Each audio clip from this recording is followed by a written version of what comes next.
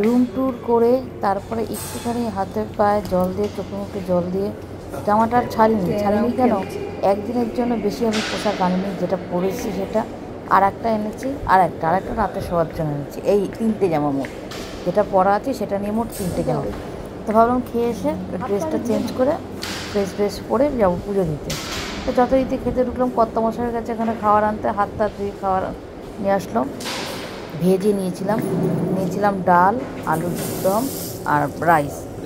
প্রথম দিন গিয়েই খাবো কি, মানে খাওয়ার আগে মানে মার খেতে হবে সেরকম অবস্থা জোগাড় করেছিলাম। একটা কিস্তি করেছিলাম, বলছি শুনতে থাকো। হাত টাত ধুয়ে আমরা খেতে বসলাম। বিশাল বড় হল, দেখো খাওয়ার জায়গাটা খুব ভালো।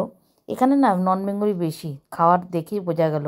ডালটা করেছে খুব ভালো লাগলো। ডালটায় কারি পাতা, সর্ষে ফোড়ন, তারপরে মেথি ফোড়ন দিয়ে ডালটা, আর হিং ফোড়ন, এত সুন্দর হচ্ছে ডালটা। এই দেখো ক্যারাম খেলতে দেখতে পাচ্ছ, ক্যারাম খেলছে এই যে ভদ্রমহিলা, এই ভদ্রমহিলাও কিন্তু এখানে বোর্ডার, বুঝেছো।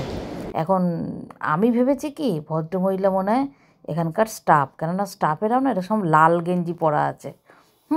এখন আমি কি বলবো তোমাদের, কিভাবে কি বলবো, যা কীর্তি করি না এক এক সময় নিজেই হাসি পড়ে মনে পড়লে। এখন কি না ভীষণ ঠান্ডা লাগছে।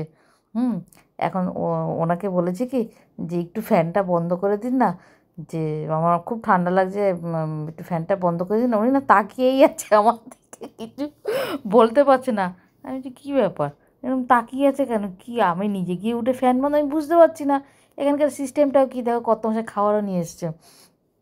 তা তোমাদের সঙ্গে কথা বলতে বলতে দেখো কত সুন্দর নিজেদের খাবার নিজেদের নিয়ে আসতে হয়। তারপরে আমি কর্তামশাইকে বলছি দেখো, আমি বললাম একটু ফ্যানটা বন্ধ করতে, উনি করলেন না। বলে তুমি কাকে বলেছো ফ্যান বন্ধ করতে? আমি বলছি, ওই তো ওই ভদ্রমহিলাকে বলেছি ফ্যান বন্ধ করতে। বলে উনিও ট্যুরিস্ট এখানে? আছি হ্যাঁ। তা উনি লাল লাল ড্রেসটা পরেছে, কিছু নেই, যদিও কারোর গেঞ্জিতেই কোনো লোগো টোগো ছিল না এখানকার। বলে কি উনি ট্যুরিস্ট? ভাগ্যিস, কেন বলো তো বেঁচে গেছি? বেঁচে গেছি এই কারণে যে ভদ্রমহিলা নন বেঙ্গলি, বাংলা বোঝেই না।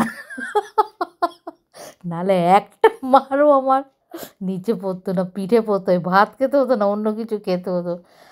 আমি হাসবো কি দেখি কি, তারপরও না উনি কিছু একটা যে বলেছে সেটা তো বুঝতে পেরেছে, কী বলেছে সেটা বুঝতে পারিনি। বারবার তাকাচ্ছে, ক্যারাম খেলছিল, ওখানে একটা বিশাল বড় বোর্ড ছিল, ক্যারাম বোর্ড, সেই ক্যারাম খেলছিল দুজনে, আর আমার দিকে তাকাচ্ছে। আমি লুকিয়ে লুকিয়ে ভিডিওটুকু করেছি। সে যাই হোক, গেল তো, সে প্রথম দিনের অভিজ্ঞতা গেল। তা আমরা খাচ্ছি, দেখো এই যে ডালটা একটু শেয়ার করলাম, টমেটো দিয়েছে, সর্ষে ফোড়ন, কারি পাতা আর মেথি ফোড়ন, হিং ফোড়ন দিয়ে করেছে। ডালটা ভালো হয়েছিল খেতে, একটু অন্যরকম স্বাদ, অন্যরকম স্মেল। আমাদের রোজকার যে ডাল সেই ধরনের না, সম্পূর্ণ অন্য ধরনের। আর আলুর দমটাও বেশ ভালো হয়েছিল, কিন্তু কোয়ান্টিটি ভীষণ পরিমাণে কম। যে কোয়ান্টিটি দিয়েছে সেটা একটা প্রাপ্তবয়স্ক পুরুষ মানুষেরই হবে না, যেহেতু আমাদের পরিমাণটা কম। তারপরে আমরা একটু ইয়েও নিয়ে গেছিলাম, বেদানাও নিয়ে গেছিলাম ট্রেনের মধ্যে খাওয়ার জন্য, তা খাওয়াটা হয়নি। সেই বেদানাটুকুও রয়েছে, গিয়ে আমরা পরে বেদানাটুকু খেয়ে নিলাম। কেননা সকাল থেকে, অত সকালে 3টের সময় ছাড়িয়েছি, তারপরে তো নষ্ট হয়ে যাবে, গ্যাস হয়ে যায় না ফল। ওই জন্য অল্পতেই হয়ে গেছে। অল্প আমরা এমনিতেও খাই, তোমার দাদাভাইয়ের পরিমাণটাও কম। এই যে ইয়েগুলো দেখছো না, ছোটো ছোটো যে যে বাটি মতন যেগুলো, সেগুলো কিন্তু দেখতে এরকম আকারে ছড়ো, কিন্তু খুবই অল্প পরিমাণে ধরে। তা যাই হোক হলো। আমি তো তারপরে রুমে এসে আমি হাসতে হাসতে আমার পেট ব্যথা হয়ে গেছে। আর তোমার দাদাভাই বলে কি পেট ব্যথা, তুমি মার খেতে মেরে পরে, তুমি যে বুড়ো তাকে তুমি বলছো যে ফ্যানটা বন্ধ করে দিন না, ঠান্ডা, আমি কী করে বুঝবো? আমি করতেই পারিনি। উনি এত নর্মালভাবে করছে, এদিক যাচ্ছে ওদিক যাচ্ছে, আর পুরো না ওই স্টাফের ছেলেদের সঙ্গে গল্পগুজব করছে, করছে, আমি বুঝতেই পারিনি গো, আমি নিজেই কনফিউজ ছিলাম। যদিও আমি মানে করিনি, তারপরে আর কিছু বলিনি।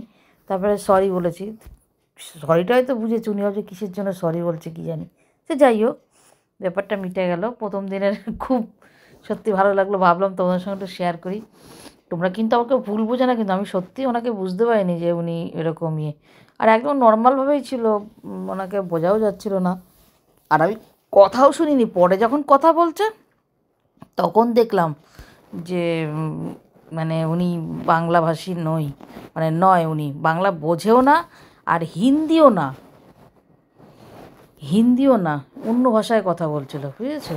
আমিও ওনার ভাষাটা বুঝিনি, উনিও আমার ভাষাটা বুঝিনি। পুজো দিয়ে আসলাম। কটা বাজে বলো তো? প্রায় 8টা, পুরোপুরি 8টা হয়নি, 8টা। 1 মিনিট বাকি। উফ, সেই মানে সারাটা দিন একটু রেস্ট হয়নি, কিচ্ছু না, সারাদিনে খুব ধকল গেছে জার্নি। তারপরে এসেই কোনো রকমভাবে গেছি পুজো দিতে, আর পাচ্ছি না, পায়ে অসম্ভব যন্ত্রণা করছে। এখন একটুখানি গরম জল পায়ে ঢালবো, অতক্ষণ পা ঝোলানো ছিল, আমি হেঁটে আসতে আর পারছি না। তার ভিডিওটা আজকে আর আমি আর বড় করবো না, ভিডিওটা আজকে এখানে শেষ করছি, আবার আগামীকাল আসবো। যতটা যা পারি শেয়ার করার চেষ্টা করবো। Good night.